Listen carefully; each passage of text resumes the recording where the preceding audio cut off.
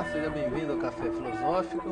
Hoje eu converso com o professor Rubem Marimbondo, pró-reitor de pós-graduação da nossa universidade. Bem-vindo, Rubens, obrigado pela tua presença. E queria conversar um pouco sobre algumas questões relacionadas à pós-graduação na nossa universidade, num contexto mais amplo como o Brasil e o exterior. Que novidades você tem para nos contar sobre a pós?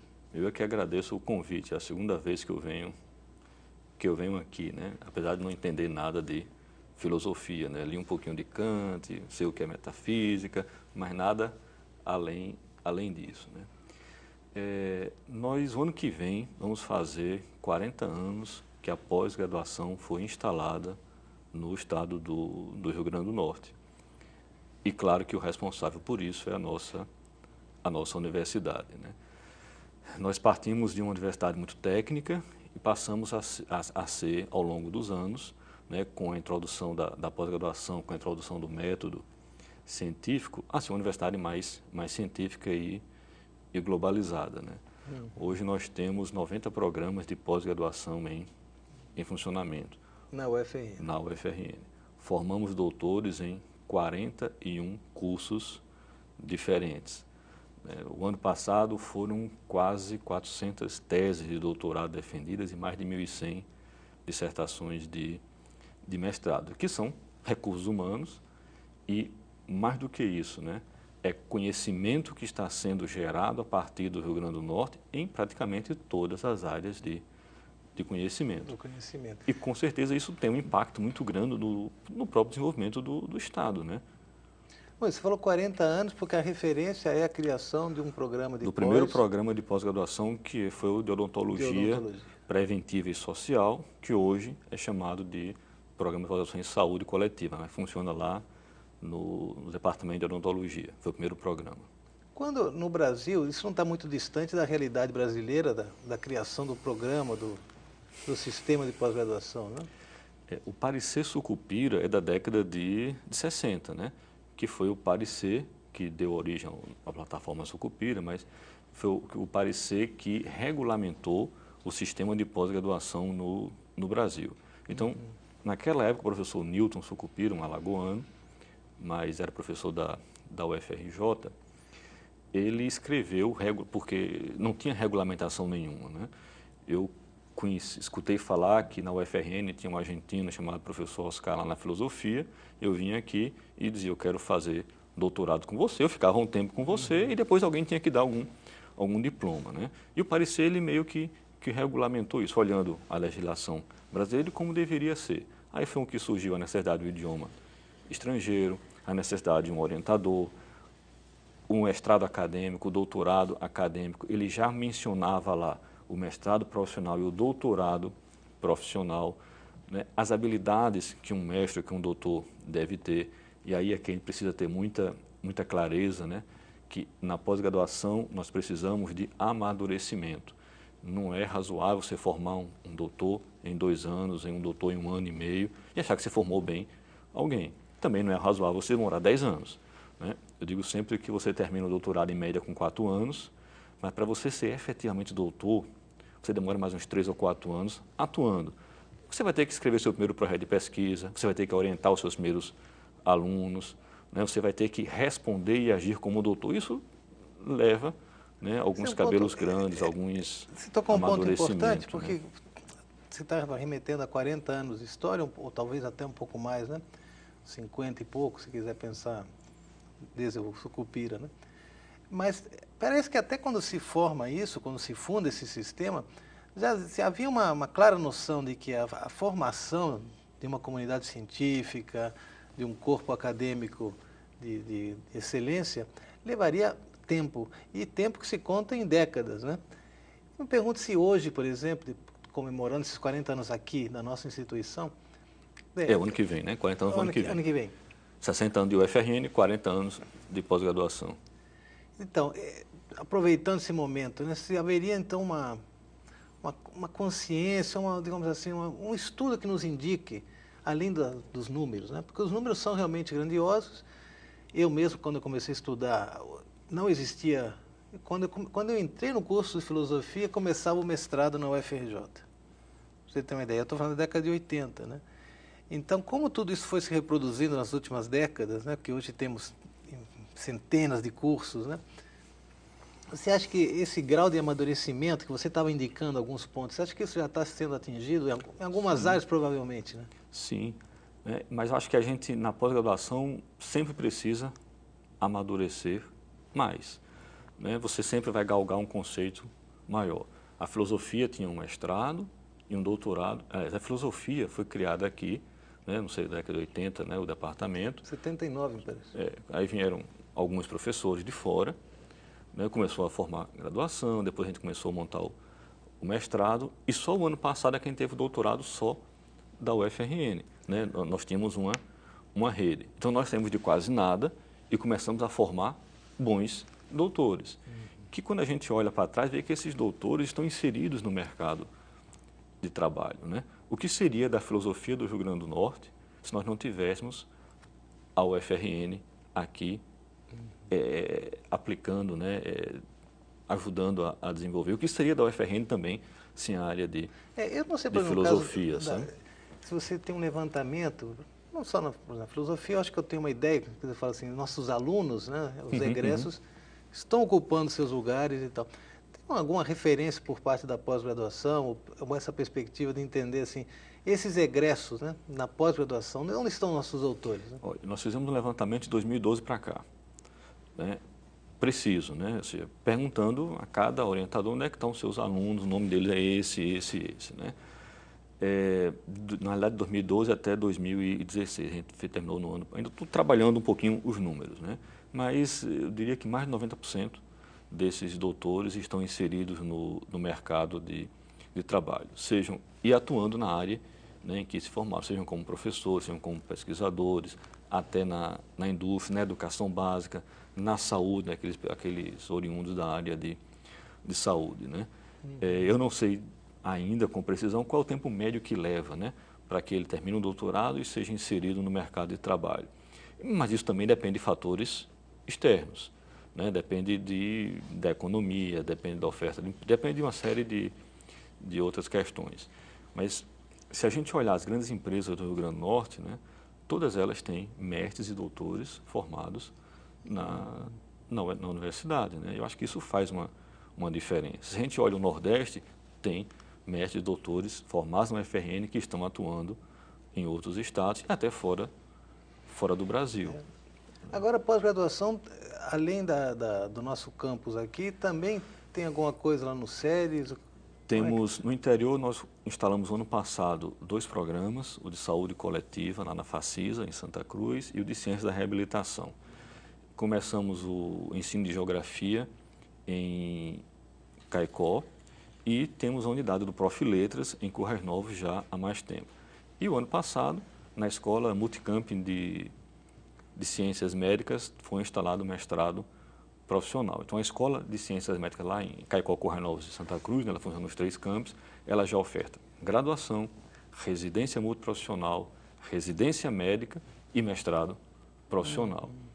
Então, eu acho que foi um ganho muito, muito bom. Isso do mestrado profissional, que é uma coisa relativamente recente, não sei quando começou de fato, mas... 2000 para cá, o UFRN em 2002 foi o primeiro. Né? Mas de 2010 é quem teve um boom e a gente aumentou substancialmente. Né? Eu acho que é uma inserção da universidade muito interessante, né?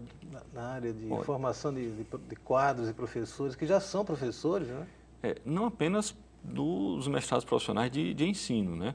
Nós temos o mestrado profissional em arquitetura, projetos de arquitetura, né, que tem uma repercussão muito grande no mercado. Explica aí qual é a diferença, por exemplo, entre o acadêmico e o profissional. A grande diferença é o foco, né? Eu acho que às vezes a gente tenta dizer que o profissional é pior do que o acadêmico, como primeiro, não existe esse, o título é exatamente o mesmo. Eu acho até que o esforço para você formar um bom mestre, um curso profissional, ele é até maior do que no acadêmico, porque necessariamente o aluno do mestrado profissional ele tem que estar inserido no mercado de trabalho. Né? Não é um curso, via de regra, para o aluno terminar a graduação e fazer. Ele tem que estar atuando como engenheiro para ele fazer um mestrado profissional em engenharia, atuando como professor para fazer um mestrado profissional em ensino, em que ele deveria fazer o curso em mercado, ou seja, sem um afastamento. Então, a gente precisa de horários especiais, de um esforço muito grande do corpo docente, que foi formado com a perspectiva científica e acadêmica e agora precisa formar também do ponto de vista do mestrado profissional. E aí vem o doutorado profissional, que apesar de ser previsto na década de 60, esse ano é que o MEC baixou uma portaria criando o doutorado profissional e determinando que a CAPES determine as regras, né? A CAPES vai editar em algum momento essas regras básicas do que é um doutorado profissional. Infelizmente, a UFRN não entrou no mestrado profissional da filosofia, entrou a UERN, na verdade, também com o polo lá de Pernambuco. Então, perdemos essa rede. Mas eu acho interessante porque, de algum modo, nós aqui na universidade parece que ficamos um pouco ilhados, né? Afastados, intramuros. E o mestrado profissional traz profissionais que já estão inseridos, né, no mercado, hoje nas instituições onde atuam, e cria um elo, né, um vínculo interessante. Nós coordenamos o Profiletras, a UFRN coordena. Hoje são mais de 50 instituições vinculadas ao Profiletras. Né? Espalhadas por todo o Brasil. Espalhadas por todo o Brasil. E aí, na época em que foi criado, né, o professor Edna foi bastante perspicaz e conseguiu inserir em Açu, em Mossoró, em Currais Novos. Né? Ou seja, chegou a pós-graduação em estrito senso, onde, se não tivesse uma rede, demoraria muito a chegar. E chegou para atender a demanda dos professores que estão atuando lá no interior do Estado, na rede municipal ou na rede estadual, que dificilmente teriam a possibilidade, teriam uma chance de sair do seu local de trabalho para fazer um mestrado aqui em Natal. Exigiria um afastamento, exigiria uma série de coisas, né? E um mestrado que está voltado ao dia a dia dele, né? A gente precisa começar a avaliar agora qual foi o efeito que o Profiletras, o Profimate... Quando foi fundado o Profiletras? Profiletras 2013. 2013. O Profimate foi um pouquinho antes, né? Nós formamos 3 turmas já. E Rubens, e como é que a CAPES está em relação ao mestrado profissional? Porque eu ouvi falar, por exemplo, que alguns mestrados que tinham acabado de começar as atividades estão sendo um pouco freados, não abrindo turmas novas. A CAPES tomou alguma posição diante por exemplo, da emenda constitucional que previa aqueles 20%? Houve cortes, reduções no orçamento? Não, porque o mestrado profissional ele não é financiado, apenas os de ensino são financiados pela CAPES, né? Para o aluno, por exemplo. Né? Meu aluno não recebe bolsa, né? Alguns de ensino recebem, Profiletras recebe, Profimate recebe. Esses profs que foram induzidos pelo governo para capacitar professores, os alunos têm bolsa. Né? E aí houve uma readequação, né? Porque o sistema cresceu muito, né? Ou seja, e ficou mais ou menos como é no acadêmico. 30% dos alunos é que tem possibilidade de concorrer à bolsa de estudo nos profissionais. Então, você entende que não houve uma redução de investimentos, por exemplo? Não, eu acho que o valor global, assim, não sei te dizer ali o número, né? Mas ele é praticamente o mesmo. Agora, o que aumentou foi o número de cursos, né? Sim, então falta investimento, né? De certa forma. Aumentou o número de cursos. E em relação ao acadêmico, porque eu lembro que o PROAP, que é o programa de apoio, né, aos programas de pós, esse sim teve um corte dramático uns 3 anos. Teve um corte de 75% em 2014. Né? Final de 2014. E aí foi recolhido, chegou a ser recolhido os recursos, foi no início de 2014. Né? Julho, mais ou menos. Antes da reeleição da Dilma. Foi em julho, Não, acho que depois, né? Então é 15. Julho. 15. Que nós estamos em 2017. Em 15. Depois da reeleição. Foi julho de 2015. Foi recomposto parcialmente em 2016 e em 2017. Ou seja, ele hoje mudou a regra, né, de cálculo, mas ele representa hoje a metade do que era ao final de 2014. A conta passou a ser feita pelo número de alunos matriculados, pelo conceito do curso, né, e se é mestrado, se é doutorado, e não mais pelo número de bolsas que o programa tinha. Né? Então, nós tínhamos algumas distorções. Um programa muito antigo, tinha muitas bolsas, às vezes tinha poucos alunos e tinha um recurso de custeio muito alto. Agora, eles estabeleceram um valor por aluno. Então, vai lá na plataforma Sucupira, olha, né, e aplica um corte em relação aquilo lá. Uma coisa que vem mudando, acho que estava previsto desde o começo da quando se inaugurou o sistema de pós-graduação, que é, você tocou agora brevemente, que é a ideia do conceito de um programa de pós-graduação.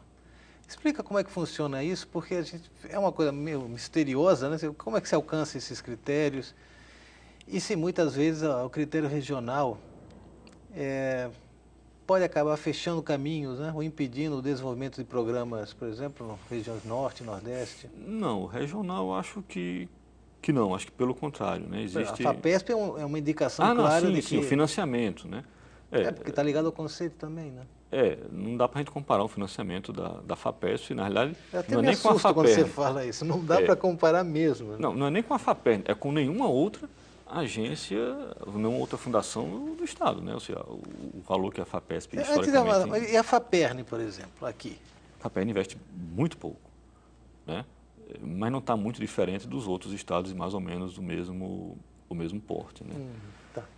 Então, tem uma questão também da legislação, né? Que isso dificulta algumas ações da FAPERN. Né? Acho que tem algumas ações aí para tentar corrigir isso, né? Não sei se isso passa rápido ou não. Mas voltando lá à questão dos conceitos. Um mestrado, ele, para estar funcionando, né, ele é avaliado antes de estar funcionando. Né? A universidade não tem autonomia para criar e botar em funcionamento algo sem avaliação da CAPES e depois homologação pelo Conselho Nacional. Ele tem que ter uma nota 3, 4 ou 5. E essas notas são atribuídas a partir de uma ficha de avaliação que tem lá 5 quesitos e alguns itens, né? Que os quesitos são os mesmos, o que muda das 48 horas de avaliação é o peso de cada uma delas, né? A área de filosofia tem alguns pesos e alguns critérios ali, quantificações um pouquinho diferentes da área de engenharias 1, de engenharias 2, né? Mas o fundamento é o mesmo. Eu estou formando recursos humanos. Então eu preciso verificar a qualidade dos recursos humanos formados, e aí você sempre cai na questão da produção científica associada também ao corpo discente. Um dá um peso maior, outro dá um peso menor. Essa questão de, eu estou na região norte, é uma avaliação subjetiva, né, que as áreas olham na hora que estão fazendo tanto a criação como a avaliação. Quando eu vou para um doutorado, via de regra, 4, 5, 6 e 7. 6 e 7 são aqueles programas ditos de excelência, né, que nós temos 3 na UFRN. Nas 3 últimas quadrienais, um programa nosso subiu de 5 para C. Primeiro foi materiais, engenharia de materiais, depois foi a física e na última trienal, a psicobiologia. No Nordeste todo, para a gente ter uma ideia, são 21 programas de pós-graduação com conceito 6 e apenas um com conceito 7, né, que seria o mais bem avaliado. Qual é a grande diferença de 6 e 7 para um programa com doutorado, conceito 4 e 5? A inserção internacional. Né? E aí você começa a avaliar ao longo de uma linha do tempo muito mais ampla, não apenas 3 anos, ou agora 4 anos de uma quadrienal, mas ao longo dos 10, 15 anos. Né? Quem são os professores que estão ali, a regularidade de produção, de formação, onde os egressos começam a estar inseridos, se o programa recebe alunos para fazer doutorado aqui no exterior, recebe alunos do exterior, se recebe professores visitantes, se a formação que eu dou aqui ela é equivalente a outras grandes universidades ao redor do mundo. Não quer dizer que um seja melhor do que o outro, são perfis e graus de amadurecimento científico, de formação de recursos humanos diferentes. Né? É o que todo mundo almeja chegar. A filosofia agora criou o doutorado, conceito 4. A gente já tem que começar a trabalhar para atingir o conceito 5. Né? O que é que eu preciso fazer, qual tipo de planejamento, de ação para atingir o conceito 5. A gente sabe que não vai ser agora, nessa avaliação, porque acabou de ser criado, mas na outra quadrienal, isso precisa ser colocado como uma meta muito clara. É por isso que a gente pede que cada programa de pós-graduação faça o seu planejamento lá na frente.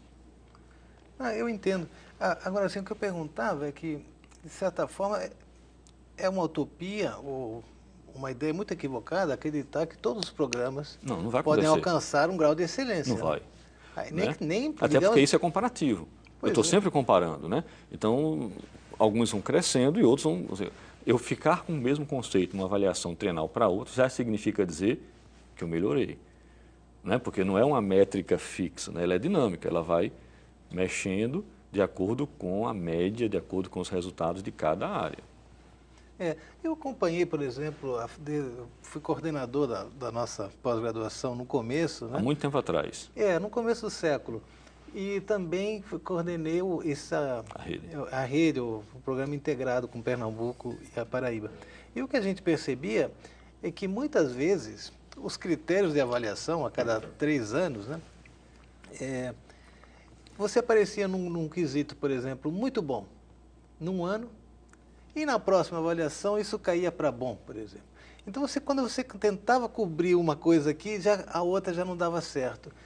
E aí, quando eu me pergunto se não há de fato algum caráter regional nessas formas de avaliação, porque os comitês assessores, né, a representação diária, por mais que seja eleita pela própria comunidade, ela também, justamente por isso, corresponde a um critério regional, quer dizer, as pessoas que são alçadas ali, quantos programas de pós-graduação você tem no Sudeste, por exemplo?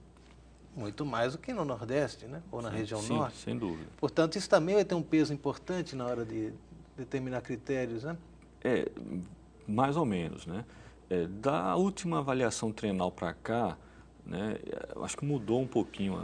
Hoje você tem um coordenador de área, que é recomendado, né, indicado pelos programas, mas quem determina no final é o CTC e depois final o presidente da CAPES, 2 adjuntos. Um adjunto voltado para o mestrado profissional e um outro adjunto que está relacionado aos programas acadêmicos, né?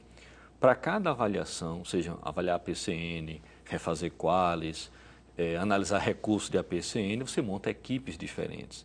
Então, quem avaliou os APCNs não vai avaliar os recursos que esses APCNs tiverem. Você monta equipes diferentes. E a CAPES tem procurado olhar, né, geograficamente como é que monta essas comissões. Então, sempre vai ter gente do Nordeste, sempre vai ter professores que atuam em programas 7, professores que atuam em programas com conceito 3. Né? Isso se tenta fazer. Né? Quando a área é maior, isso tem um número maior. É claro que o peso da instituição, né, a sua maturidade, isso influencia, mas não é um quesito de avaliação. Mas eu acho que isso está muito mais... A avaliação está muito mais transparente hoje, menos caixa preta, como a gente às vezes gostava de dizer, do que era há 15 anos atrás. Né? Respeito à CAPES, por exemplo. Sim, no início do século. Né? Hoje você vê lá, na plataforma Sucupira, eu consigo ver os dados de todos os programas de pós-graduação. Então, a priori, os dados quantitativos eu tenho de todos com os quais eu estou competindo. Né? Isso dificulta muito. Né? E os dados da Sucupira são dados auditáveis. Né? Então, Oscar é o seu CPF, e onde você aparecer, ele vai estar lá o seu nome, vai estar as suas iniciais, vai estar a sua produção. Eu acredito que talvez, não sei, acho que na época do Renato Giannini, como diretor de avaliação, ele tentou impor um sistema de indicadores. Isso. Quase como, digamos assim, uma coisa automática, vamos dizer assim, né? Ali te daria inclinação de subida, E, bem, ele não durou muito tempo ali na direção de avaliação, né? Eu não sei se, por exemplo, se você... Com isso eu quero dizer o seguinte, que há um caráter objetivo que acaba sendo repelido, muitas vezes, pela comunidade. Você tem os indicadores, né, que basicamente é tempo de titulação, produção científica, produção do discente, a estabilidade do corpo docente, né, que você vai comparar. Mas tem todo o resto, né? A avaliação não é só isso, né, porque senão não precisaria nem fazer avaliação. O computador fazia, a Sucupira fazia para mim. Né? Ou seja, eu preciso olhar aqueles dados, verificar se aquela produção está associada aos projetos, se aquelas áreas de concentração em linhas estão coerentes, né? Se o programa está executando o projeto que ele disse que iria executar. Os indicadores são fortes, né? É um peso significativo na avaliação, mas não é só isso. O que a gente espera dessa quadrienal, já que vai ser a primeira quadrienal feita com base na Sucupira que foi desenvolvida aqui ainda está sendo desenvolvida aqui na UFRN, é que a avaliação, o momento presencial lá, ele seja menos de auditoria e mais de avaliação, né? Porque os dados já estão gerados, vão estar lá à disposição das comissões, você vai botar a equação que você quiser, você vai ter os indicadores e você vai ter tempo de realmente avaliar programa a programa, além do indicador numérico. Uma numérico. avaliação num sentido positivo de colaboração. Você acha que isso é possível? Sim, né? sim. De indicar os programas, as suas eficiências, os seus pontos fortes, Sim, etc. sim. Outra coisa, Rubem, você tocou que o que leva um programa, digamos, ao ápice, como notas 6 ou 7, que seria o grau de excelência, seria essa ideia de internacionalização do programa. A Pró-Reitoria, desde o ano passado, vem apresentando, abrindo editais com essa perspectiva de internacionalização dos nossos programas, trazendo professores de fora, incentivando nossos alunos a irem para lá. Esse é o caminho mesmo? Você acha que por aí é o bastante isso? Não sei se é o bastante, mas é aquilo que a gente pode fazer e aquilo que a gente tem maturidade para ir fazendo. Né? Acho que toda política tem que ter um final. Né? Ou seja, a gente precisa que o nosso aluno vá para o exterior, que ele fale fluentemente um outro idioma, que ele veja, que ele complemente a sua formação. Que a gente traga grandes nomes, como a filosofia está trazendo, a física traz, que fique 15 dias aqui, mas que não fique aqui só para discutir projeto. Que ele vá para a sala de aula, que ele ministre uma aula em francês, em espanhol, um curso em inglês, né, em grego, né, no idioma que ele quiser, que a gente passe essa ideia e esse conhecimento mais globalizado para o nosso aluno. Porque na hora que eu defendo a minha tese, essa tese tem que ser uma tese em qualquer lugar do mundo. Né? Eu tenho que ser doutor em qualquer lugar do mundo. Eu deveria estar habilitado a atuar naquela área onde quer que esteja. Não pode ser restrito ao Rio Grande do Norte, né? Não pode ser restrito ao Nordeste. Essa interação é extremamente importante. Se a gente vai para a área mais dura, né? A área de ciências exatas, biológicas, até um pouco da ciência da saúde, né? Que você precisa de uma infraestrutura laboratorial muito grande, nenhuma instituição consegue atender essa demanda. Então, eu preciso sempre fazer parcerias. Né? Eu preciso ter uma parceria com alguém lá no exterior para fazer uma medida específica que eu não tenho equipamento, nem tenho expertise aqui para fazer, mas que é importante para a formação do meu aluno, até porque os equipamentos que eu tenho hoje eu consigo publicar até determinado ponto. Depois disso, todo mundo já tem, passa a ser obsoleto. Então, essas cooperações internacionais, essas parcerias, elas são fundamentais para a formação de um bom pesquisador. Elas são fundamentais para que a gente gere conhecimento, seja qual for a área. Isso vai amadurecendo, né? O nosso corpo discente, o nosso corpo docente. Sim. Certamente. Rubens, infelizmente chegou ao fim o nosso tempo. Eu agradeço muito a tua presença e um pouco essa elucidação da nossa pós-graduação e do cenário nacional também. Obrigado, Rubens. E você que está em casa já sabe que semana que vem tem mais. Até lá.